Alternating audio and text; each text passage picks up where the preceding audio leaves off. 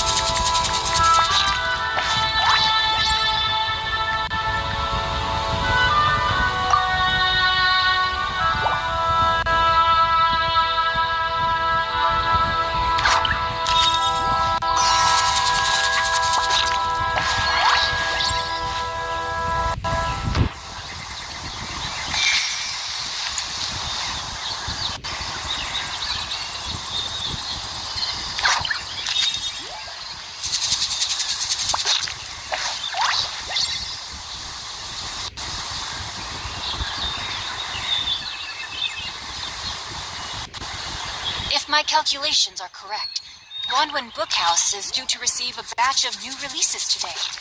Might we add a small detour to our adventure?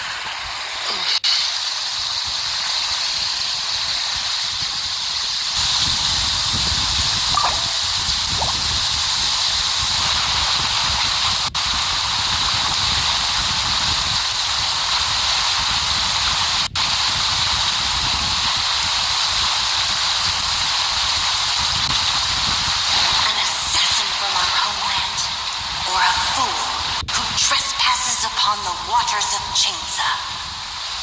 Coveting the shapes of the living, pure water can take on many forms. In this way, shall water deliver your punishment. The power of water is its ability to take any shape.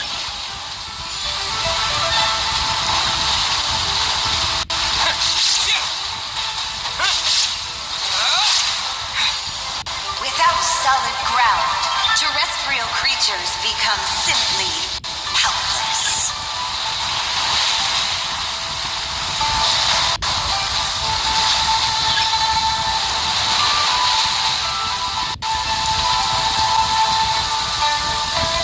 The power of water is its ability to take any shape.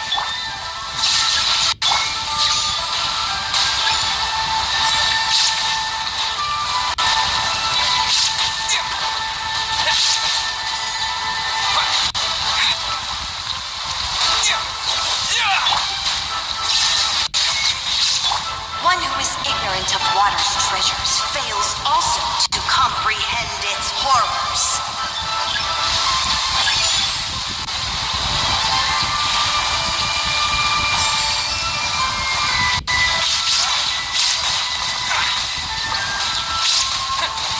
Let's see what happens when you lose your foothold.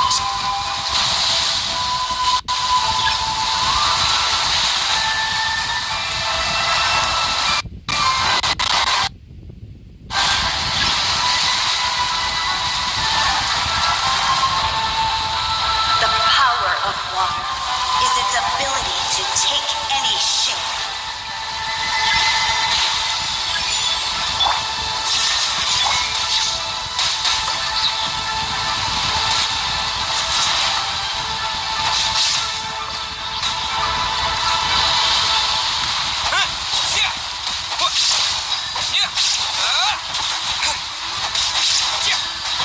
We seek but a small haven of tranquil waters.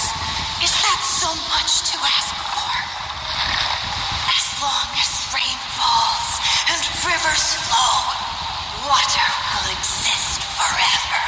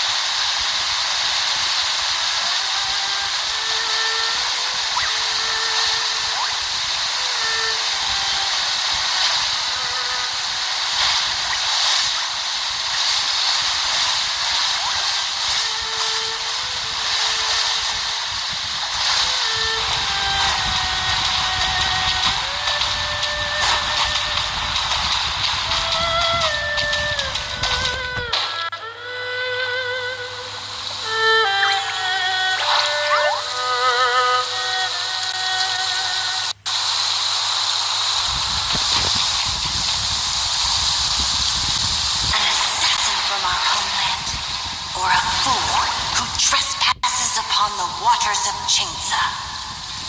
Coveting the shapes of the living, pure water can take on many forms.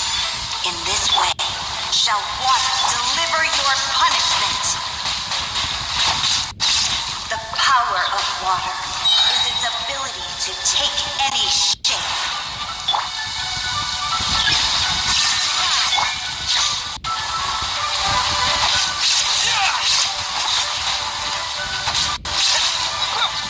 Without solid ground, terrestrial creatures become simply helpless.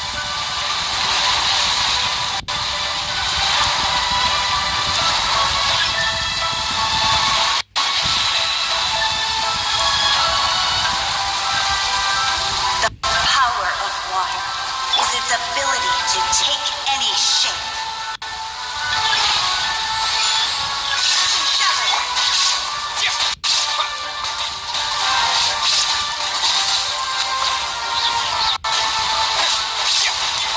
One who is ignorant of water's treasures fails also to comprehend its horrors.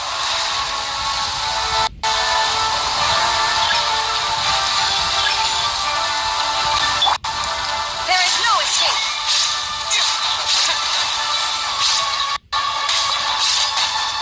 Let's see what happens when you lose your foothold.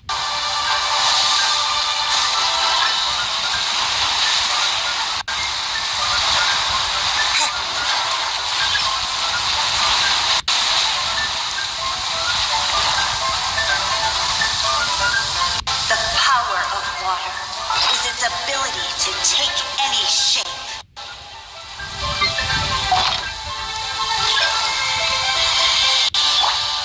Shine down!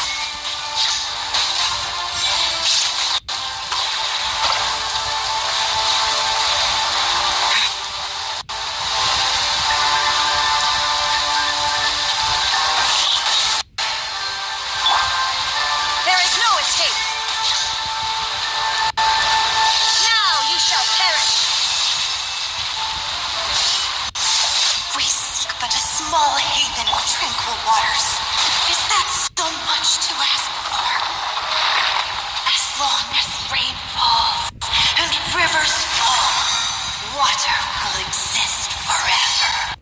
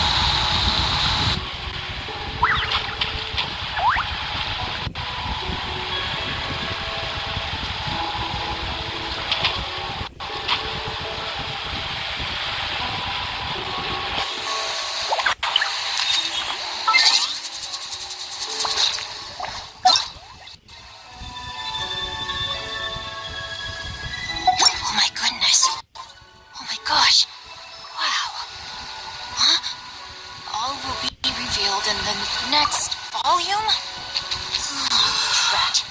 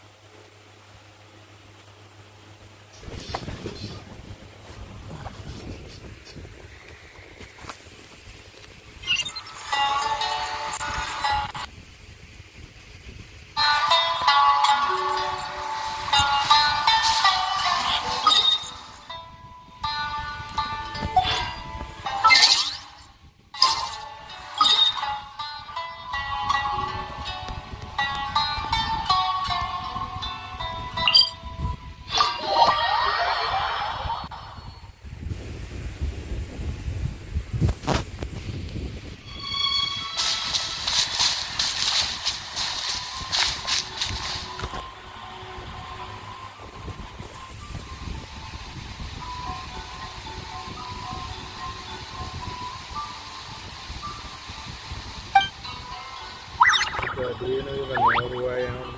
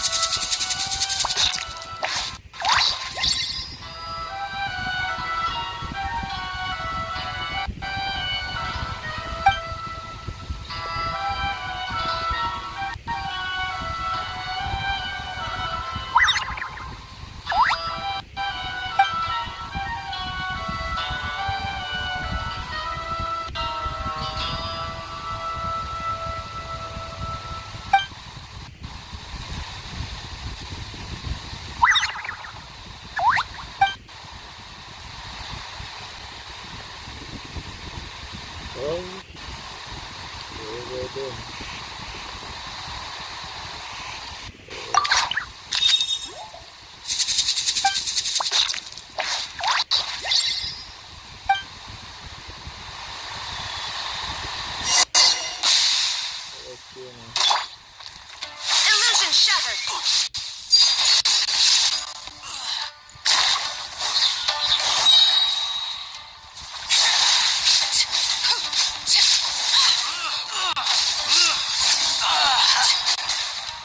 I must withdraw.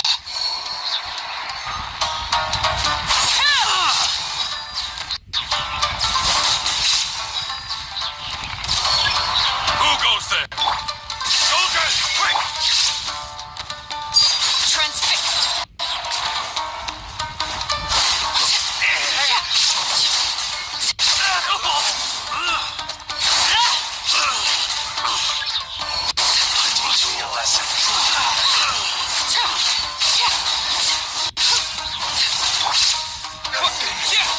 bastard.